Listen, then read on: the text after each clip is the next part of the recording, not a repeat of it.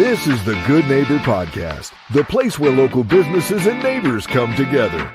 Here's your host, Sophia Yvette. Welcome to the Good Neighbor Podcast. Are you in need of a sound therapy clinic? Well, one may be closer than you think.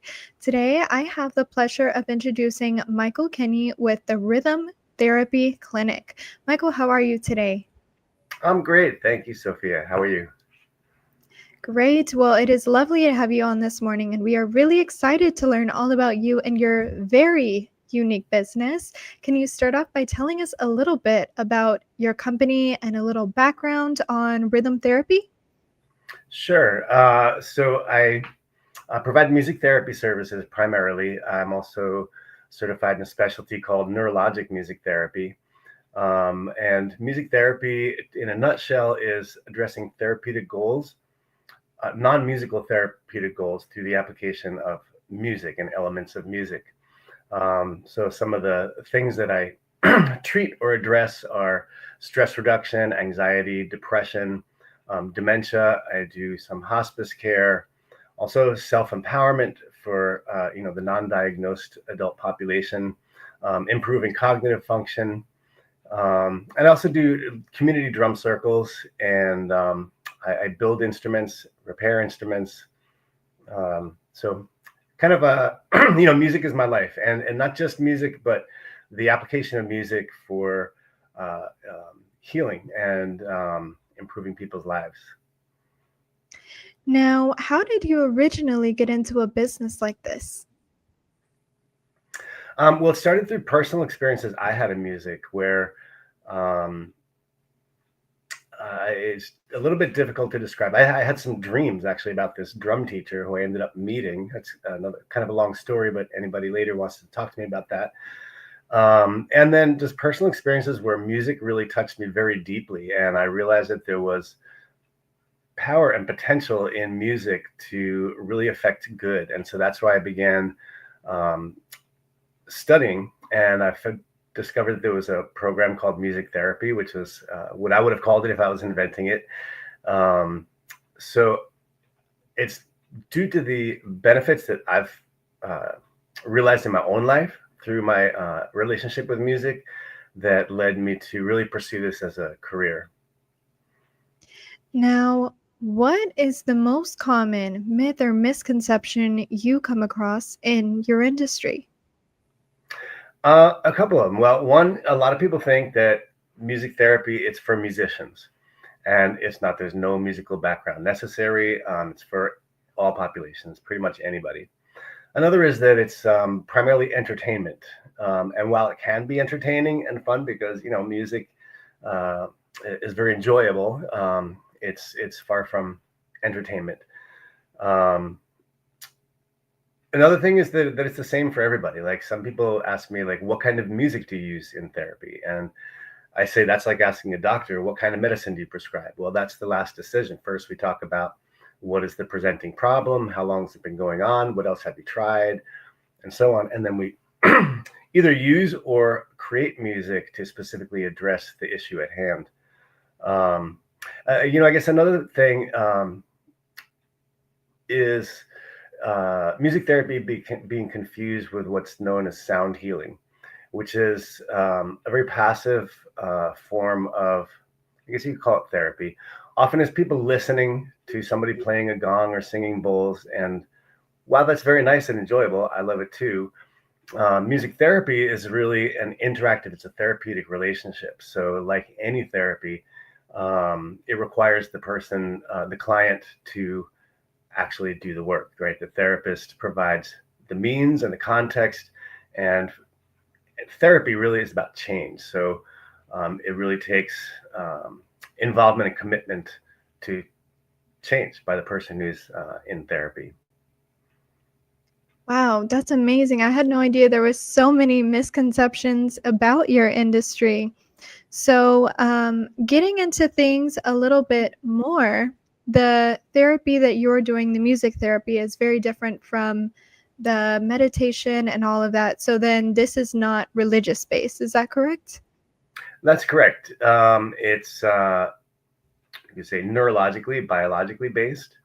So we study in the study of music therapy, we study anatomy and physiology, the neurophysiology of audiology, which is hearing, the influence of music on behavior, the role of music in society, how music affects the brain, where it affects the brain, how to use music to stimulate different parts of the brain.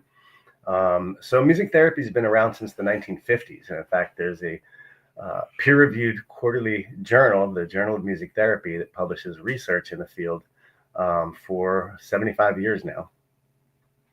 Wow, that's amazing. Now, we know marketing is the heart of every business. How do you currently market your business, and who are your target customers or clients? Great question, because yes, a lot of people don't know a lot about music therapy, and so there's a little bit of an uphill climb just to inform people what it's about and how it can benefit them. Primarily through my website, which is drumheart.org, and also through my Facebook page, which is the Rhythm Therapy Clinic. I have to give kudos to my wife, who primarily keeps up with keeping that all up to date. Really, target populations.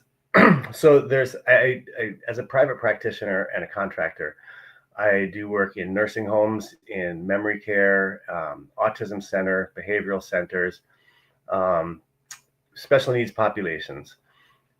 As far as drawing in people from the general population, right, who would come to me for services, it's really anybody who wants to affect change in their life, improve their sense of well-being, their self-empowerment, or somebody who's tried other types of therapy that haven't really worked for them.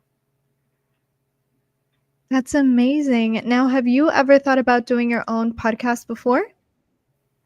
I have thought about it, and this may just be the impetus that I needed.